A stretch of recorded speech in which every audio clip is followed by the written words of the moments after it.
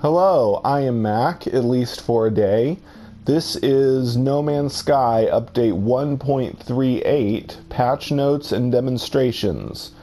Now this video is a bit late because the PC update was released 3 days ago, but I'm on PS4 and the PS4 update was later, so I wasn't able to do it till today when the PS4 update finally went out. So here I am, and as you can see, the first new thing I'm going to be demonstrating is the new save system. There's now 5 different slots, and each slot can potentially be any mode. So as it used to be, you could only have one normal mode slot, a survival mode slot, a creative slot, and a permadeath slot. Now all 5 slots can be any mode you want. So you could potentially have 5 normal mode saves, 5 survival, whatever you prefer. So I'm gonna click on this empty slot real quick.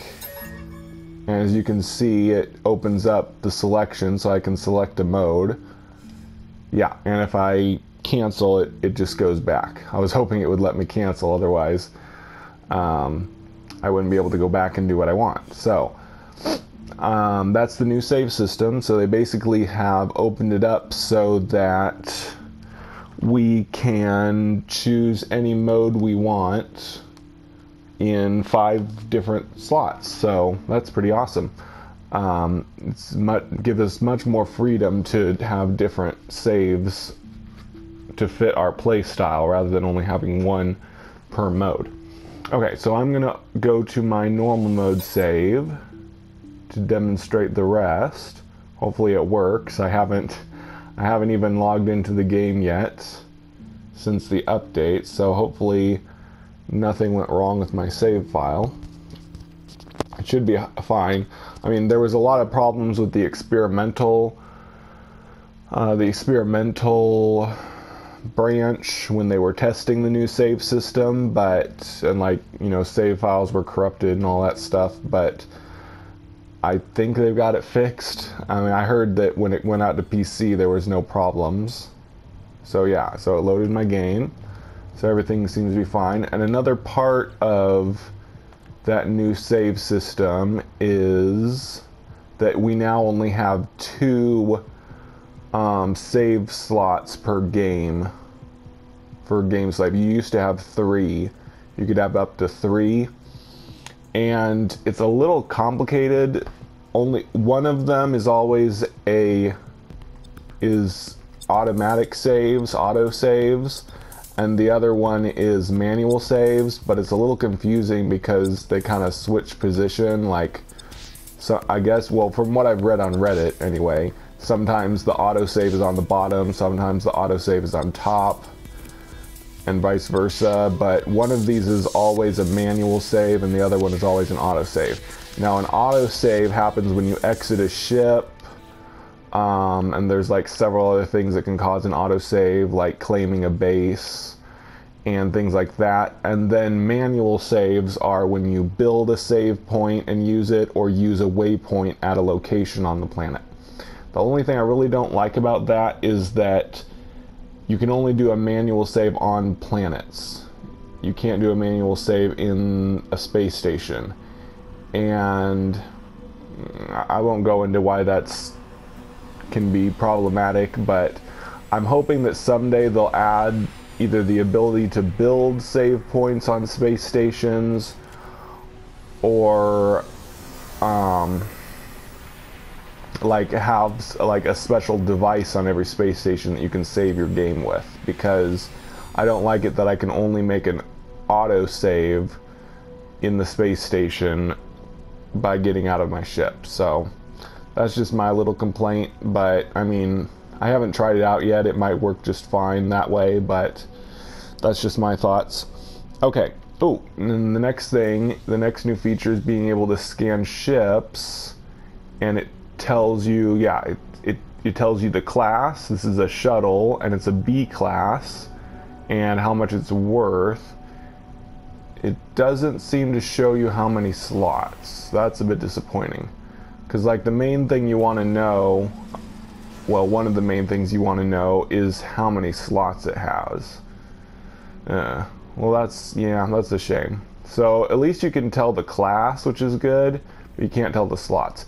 But the thing is like this ship, all of the ships like this ship in the star system will have about the same number of slots. So once you know how many slots this has,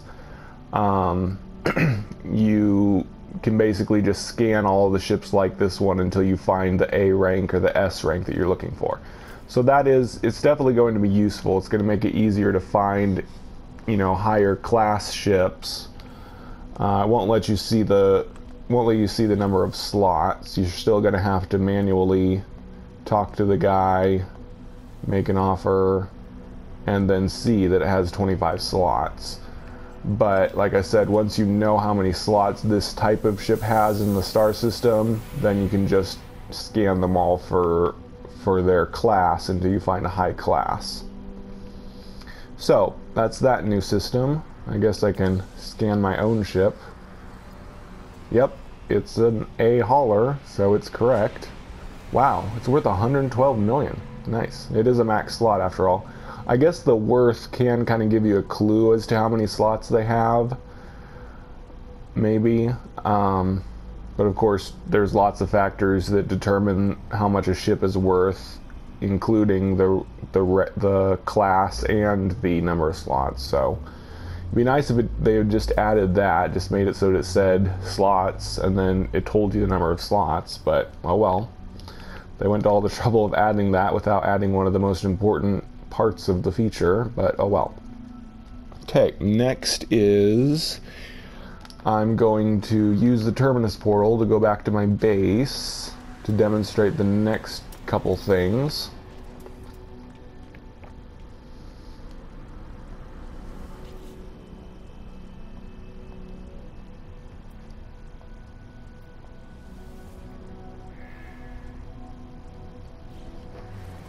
The next thing I'm going to be demonstrating is that we can now skip the black bars when you enter a star system or arrive on a planet. So as soon as I go through this Terminus portal, I'll get the black bars for the star system and or planet that I'm on, and I'm going to try skipping it. I should be able to just hold the soft touch pad, or whatever it's called. Don't even know the parts of my controller are called, but it's this this thing in the middle of the controller that you can use like a mouse pad. I should be able to just hold that and skip the black bars. Yep, there it is. Yay! So a while back they made it so we could skip the black bars for like milestones, because everybody complained about that, and they completely took away the black bars that would appear when you got near aliens. But for some reason they didn't make it so you could skip those black bars when you arrive on a planet or in a star system. So that was a much needed additional feature that went along with what they already did. Okay, so next is temperature on dead planets. I don't know if that means there's any... So basically the patch notes say that temperature on dead planets are more varied now. I don't know. I doubt that means that we could ever get like a hot dead planet, like you actually get a hazard for heat or a hazard for cold on a dead planet. But it's kind of more of just it's probably just for realistic sake. I know some people complained that you'd be on a dead planet and it was like always the same temperature at night and in day, so maybe they're just making the temperatures change so that it seems more believable. So that doesn't really serve any purpose if it doesn't cause you to need hazard protection. But there it is. I don't remember what the temperature on this planet used to be, but it's 68.1 Fahrenheit now, so I guess if it was night, I could see if it was colder at night or something. But anyway, next thing is a lot more important and good. You can now transfer items to your base storage, which is really nice. So I'm going to transfer... Why don't we transfer this nitrogen? We can definitely tell where it gets sent to, because I don't have any nitrogen in my in my base storage right now. So I'm going to press triangle, and I don't see an option for sending it to base storage. So let's try calling my freighter.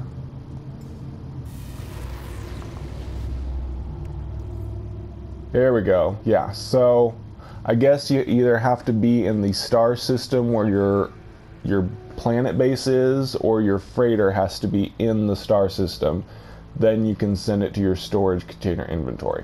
It's not too convenient, especially if you keep your storage on at your planet base, because then you have to be in the star system.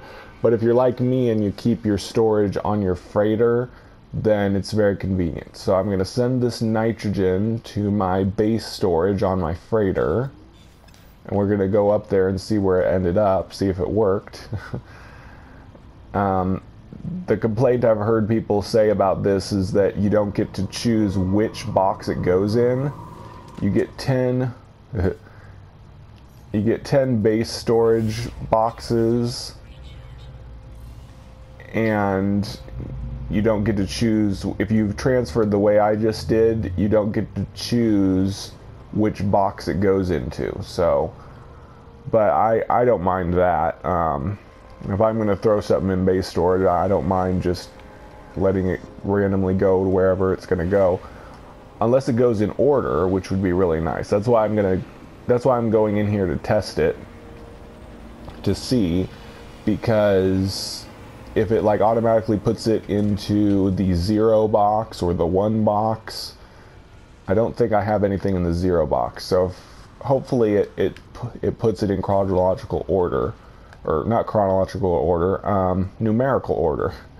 That's what I'm hoping. If it puts it in numerical order, that'll be good, because I'm kind of a person that likes to organize things certain ways. So, but if it just randomly put it into any box, that's going to be annoying, because that's going to force me to check every box in order to find that item later.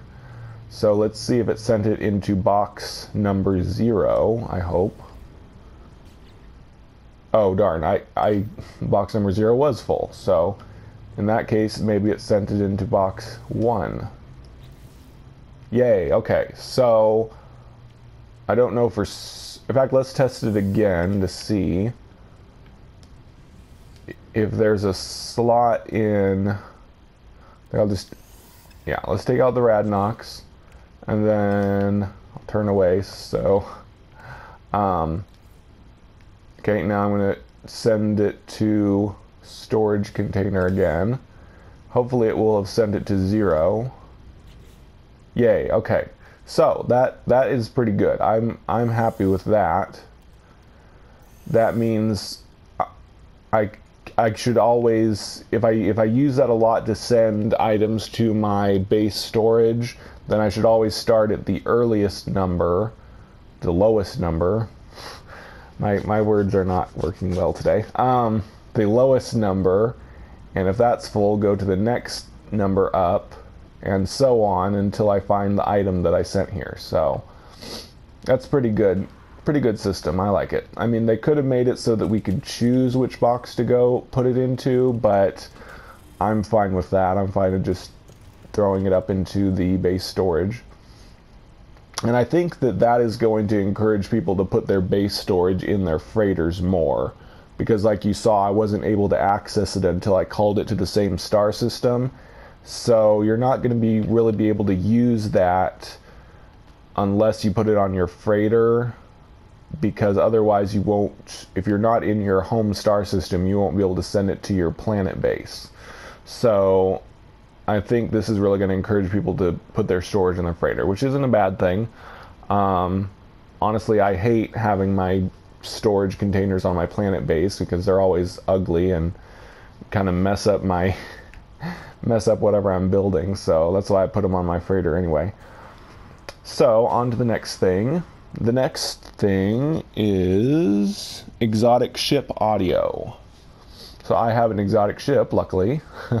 So we'll see if there's new audio. I think for this I will turn up my sound effects, because my sound effects are always way down. We need to see if there's new sound effects for exotic ships. Didn't sound too different.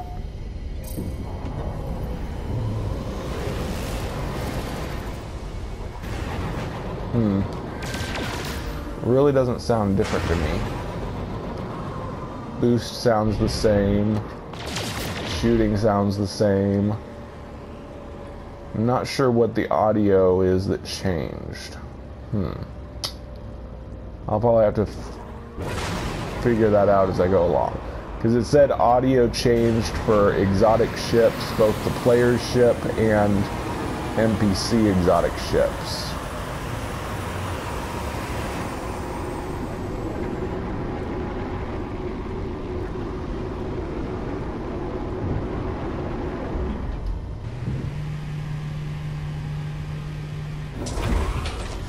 No, it really doesn't sound any different to me, at least with the sound effects. I doubt it has anything to do with music, so I'm not sure what they meant by new audio for exotic ships. Oh well. I have to figure that out later. I'll turn my sound effects back down.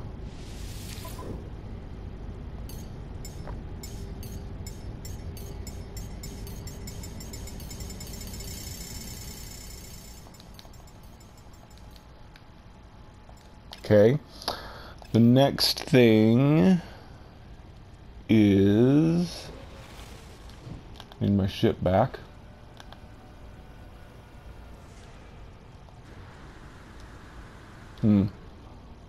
Yeah, I'll go back to this ship.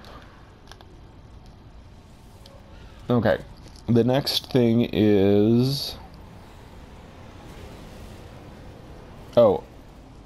icons for planets on the discovery page. Let's see. So they said they changed icons for planets on the discovery page. The icons look the same here to me. In fact, it looks like they changed them to be more simplistic. Unless they're talking about something else. Conflict level. Maybe this is what they meant. I don't remember if these were here or not. Commercial, opulent, conflict level, aggressive, dominant lifeform, Korvax. I think this might be the new thing. These new icons. Somebody's going to tell me in the comments, no, dummy, those were already there. It's this other thing. But no, that can't be it, because it's specific to planets. So it's something that's only on the planet's discovery scheme, not just on the stars. Oops, I just set a waypoint to the star I'm on. Darn. Yeah, I don't know what it means by the icons. Planet icons on the discovery page. Oh well. As usual, I'm sure I didn't want to sound like mean towards people that, you know, tell me things in the comments. I actually really like it when people inform me about things that I miss and inform me. I definitely like people that, you know, give me ideas for new things I can experiment and discover. But yeah, anyway, so that's another one. I'm not really sure what they changed. Hopefully you all can help me figure it out. Next, I need to search for a trade post with the economy scanner. One thing they changed, which I can't demonstrate in the star system, is they made it so that if you use the economy scanner to find a trading post, and it fails, like if you're in a planet that only has, sorry, if you're in a star system that only has empty planets, then if you use the economy scanner, there will be a message that just lets you know that there's no outpost to find. There's no that the scan failed or whatever. And what it used to do was, if you use the economy scanner in a star system and there was no outpost in that star system, it would instead give you one in a different star system. Like it would say target is in a different star system, but even if you went to the galaxy map, it wouldn't show you where it was. So it was just kind of a weird thing that didn't work well. So they changed it so that it just gives you a warning message saying that it failed and that you couldn't find one in that star system. So it's kind of a good change, I guess. It just kind of makes things a little less confusing, which is always nice in this game, because we're always getting confused by the weird ways things work. But anyway, I'm going to this trading post to check out some couple other things.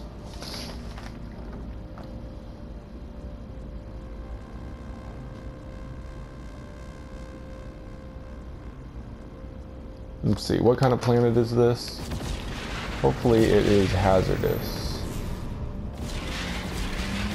Yeah. Oh, well, darn, it's a cactus planet. It's not really the kind of planet I wanted. What the next thing I'm demonstrating is that trading posts now give you hazard protection. Unfortunately, a cactus planet hazard is when there's a storm. But if I get lucky and there's a storm, I'll be able to demonstrate that part.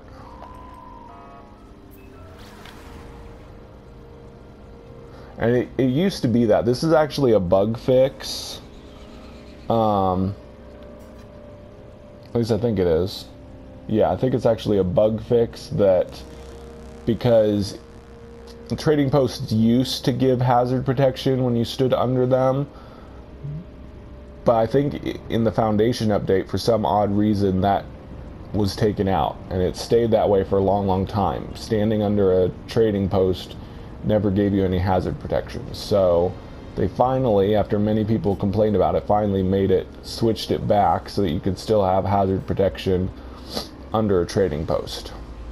So I probably won't be able to demonstrate it, so you're just gonna have to trust me, which of course I don't even know for sure if it's true, but I haven't heard anyone say that it didn't work. So hopefully it worked and we really can get hazard protection from the elements by standing under this roof. Like if it's hot and you stand under here, you basically get shade and you stop taking heat damage. And, you know, acid rain protection and all that.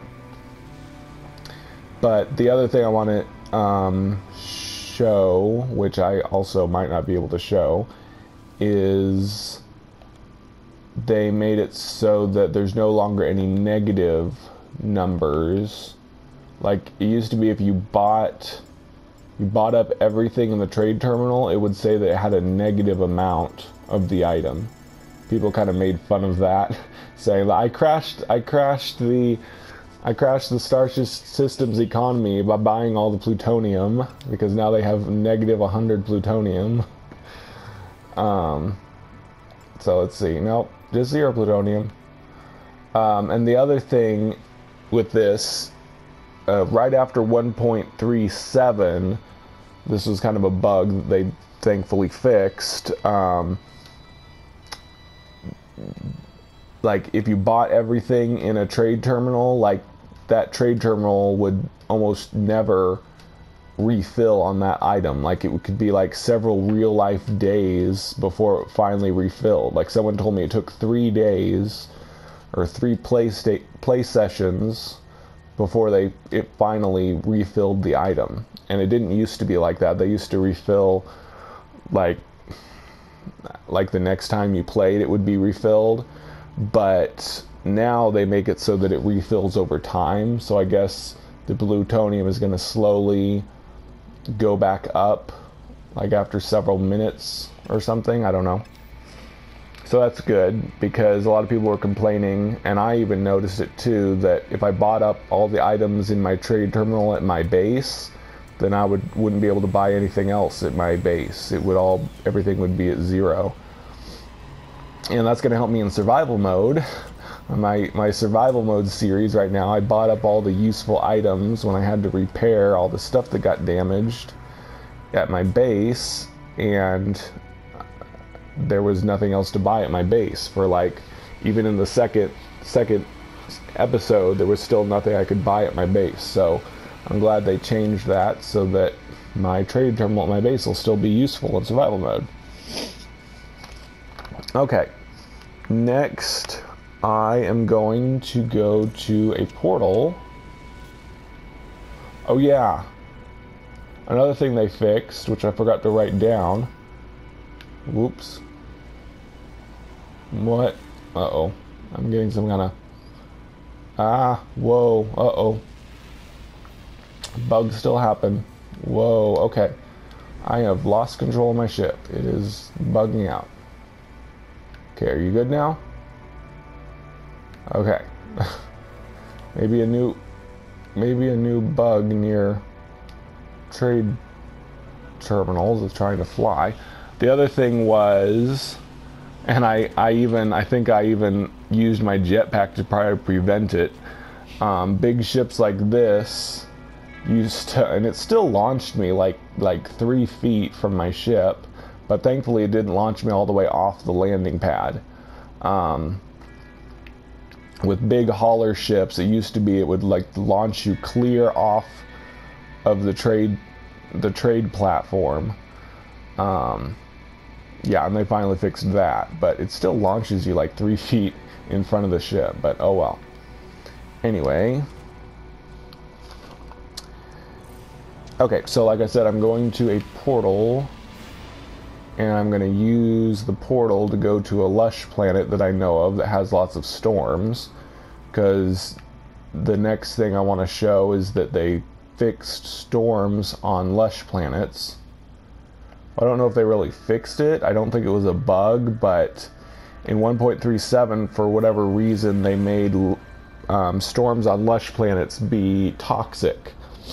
It may have been intentional, but people really complained about it for some reason. I mean, it was kind of odd, but I mean, it is believable that there would be acid rain on a jungle planet or whatever, but people just didn't like that, I guess, and so they backtracked it, but they still changed it so that storms on lush planets can be hot instead of cold. I think sometimes they're hot, sometimes they're cold. I'm not sure how it works. That's why we're going to check it out. This planet I'm heading for is a lush planet, but I don't think I have storms very often, so I'm going to use a portal address to go to a lush planet I know of that has very frequent storms. So it will be a good place to test this. That's why I really like the portal network feature. Now you can have portal addresses for whatever planet you want to go back to use for whatever you want. Like here now I've got a lush planet address for a planet that always has storms often, so I don't have to like search for hours to find one like that in order to demonstrate this. I can just use my little library of portal addresses.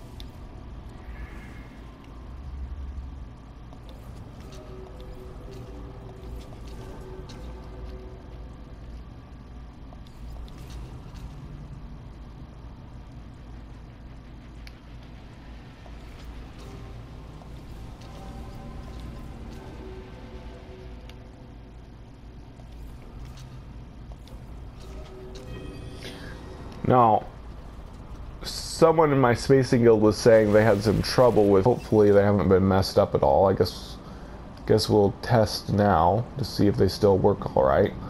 There are a lot of bugged portal addresses still, and I don't think they did a fix for that. It wasn't in the patch notes. It's probably going to take a much bigger fix for them to fix the bugged portal addresses. I found that about 20% of the time, the address that you get on a planet won't work. It won't take you back to that planet's portal. Yeah, so like 1/5 of the time, we in the Spacing Guild are finding that portal addresses don't work right. So they definitely need to fix that, I think, because it really makes it difficult for us to visit clients if their portal addresses don't work, and make our centers of excellence if the portal addresses don't work so people can't visit them. But here we are. This is Big Exploder's Center of Excellence. Those of you that watched my How to Make Billions live stream series will be familiar with this place. That's his base, far away. I'm not going to go to his base because it's pretty far. I'm just going to wait around and demonstrate something else while we wait for an actual storm. It's always raining on this planet, but it also has frequent storms. So I'm sure we'll have a storm here in a few minutes. But first, I'm going to demonstrate the next thing, which is we can now see the distance that resources are when we use our scanner. So if I want to know how far away that plutonium is, yay, it worked. I just used my analysis visor, and it's telling me that it is 14 seconds away. That zinc is over a minute away. That's good to know. That plutonium is 45 seconds away. That zinc is only 24 seconds away. Nice. Wow, that zinc's closer than it looks. So that plutonium is a lot farther. It looks like that zinc is farther than that plutonium, but the plutonium is actually farther than the zinc. The zinc's only 42 or 41 seconds away. The plutonium is almost a minute to well, that one's 2 minutes away. So this is very useful. Wow, that zinc's over 2 minutes walk away. I know this is kind of nerdy, but this is like really useful for those of us that like to travel around on planets searching for resources. It used to be so annoying when you would use your scanner, you'd see, oh look, plutonium, I want to go get that plutonium, and then you would walk for several minutes to get to it, or 35 seconds as it would be for that. But that plutonium, that would take me over a minute to get to. So that is going to be really useful, because so now instead of just picking whatever random icon you think might be close, you can actually scan and find out how much of a walk it's going to be to get to it. So you can pick and choose the ones that are closest. So yeah, it's really useful. I'm really glad they finally made that change. I mean, it's not one that I ever suggested, but I guess other people did, or they just thought of it themselves. But anyway, yeah, I really like that.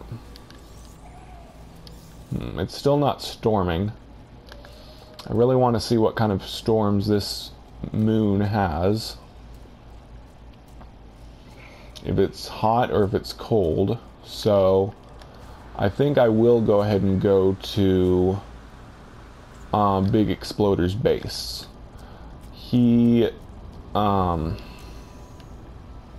Yeah, his base is about 10 minutes away, but I will be able to demonstrate the last thing that I have to demonstrate at his base, in addition to the storm thing. Whoa, what was up with that? Never landed like that in my exocraft. Oh man, did the field of vision get worse on vehicles? Let's see if I can fix it, see if this trick still works.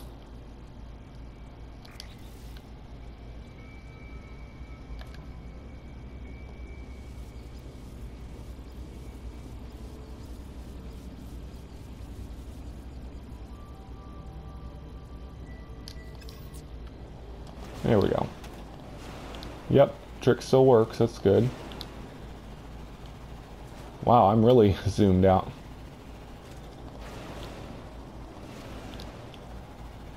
So yeah, I have 2 more things to demonstrate. The storms on lush planets, which we should be having one here soon.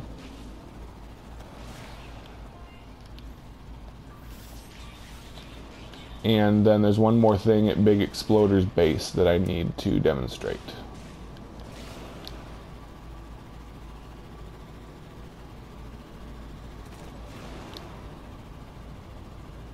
Whoa, that field of view is really cool looking. Seems you can zoom out farther than you used to be able to. I didn't think you could zoom out 150. I think they may have increased it, I'm not sure.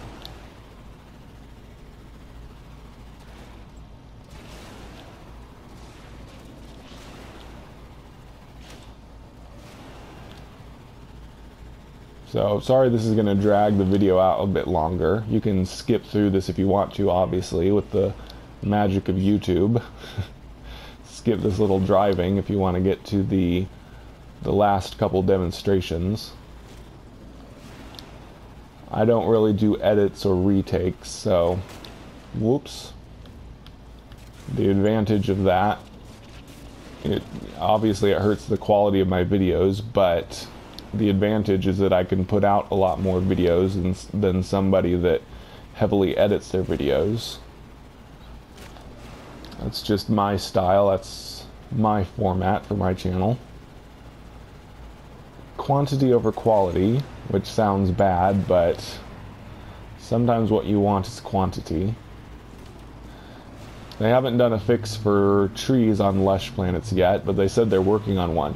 One thing that I'm really encouraged by is that this did end up being 1.38. I thought with how long it took them to bring out this patch that they were going to skip to 1.39, but they made it 1.38, and that tells me that they want to do at least one more patch before the next big update.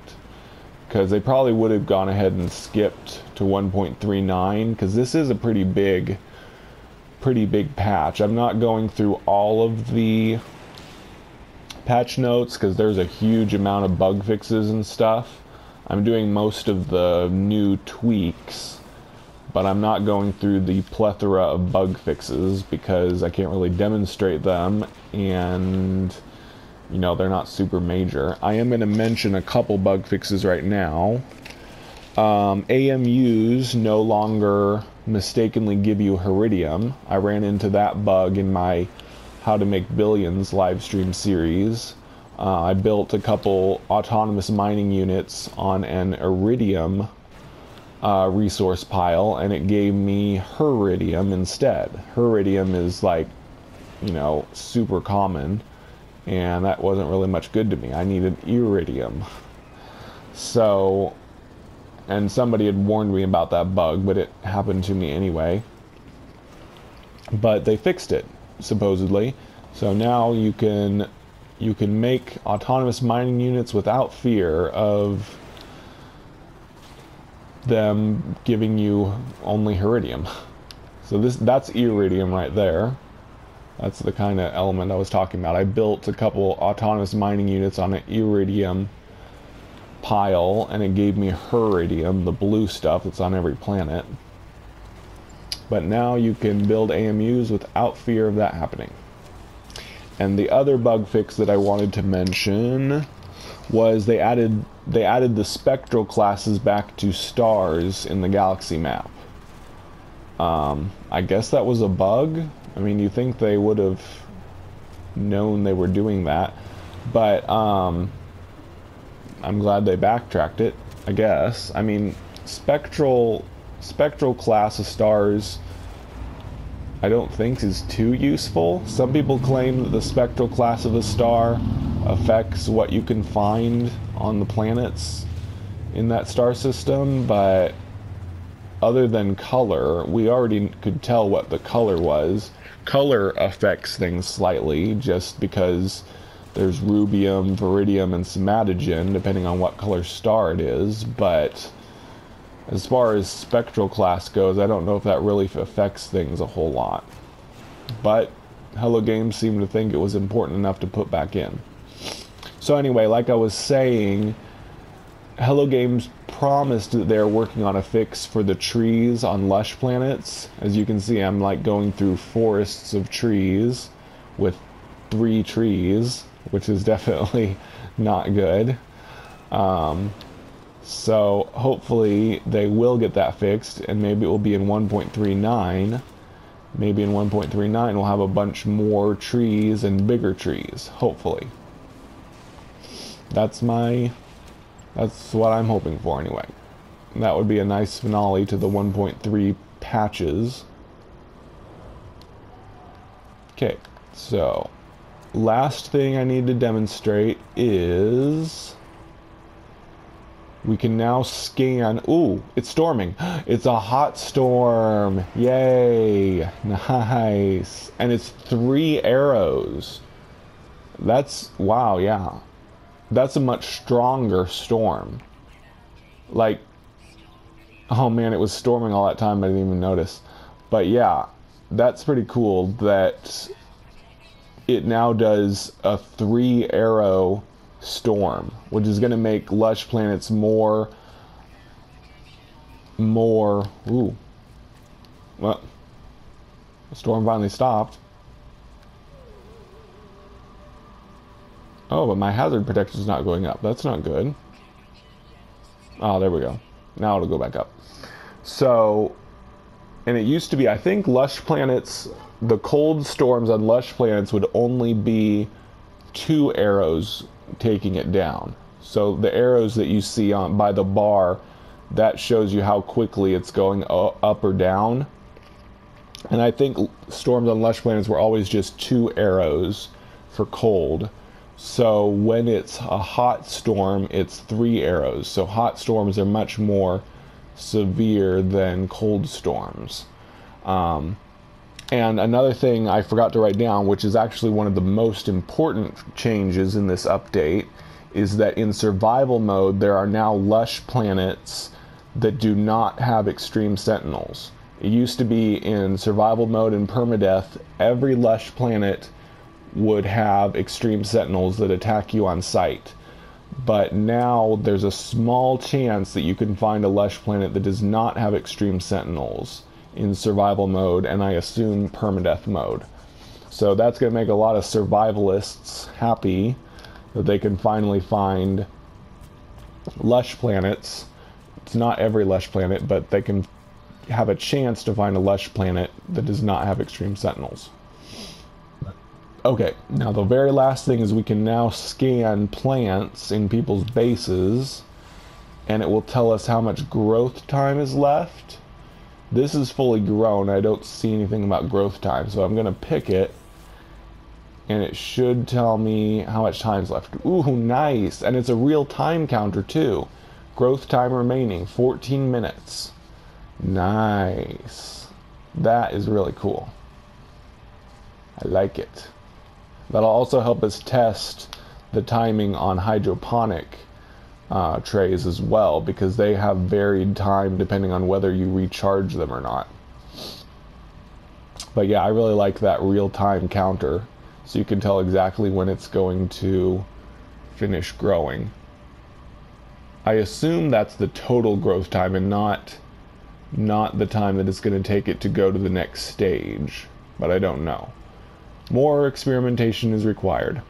And I'm also going to be experimenting with the new save system.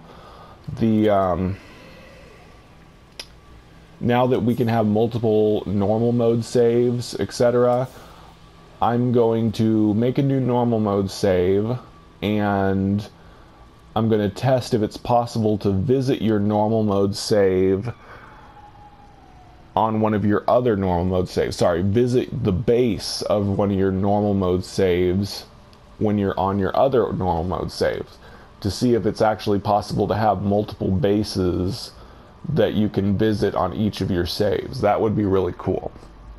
But we don't know for sure. And that's also going to allow I mean, if that's the case, it should also allow other players to visit all of our bases. So potentially, if it works this way, a person could have 5 normal mode bases and people could visit all 5 bases. But we don't know for sure if it works that way or not. I haven't heard if PC people have experimented with that yet, but I will definitely be experimenting with that and seeing if it's possible to have multiple bases that people can all visit. So anyway, that's it for No Man's Sky Update 1.38 patch notes and demonstrations. Thank you all for watching, and I'll catch you in my next video.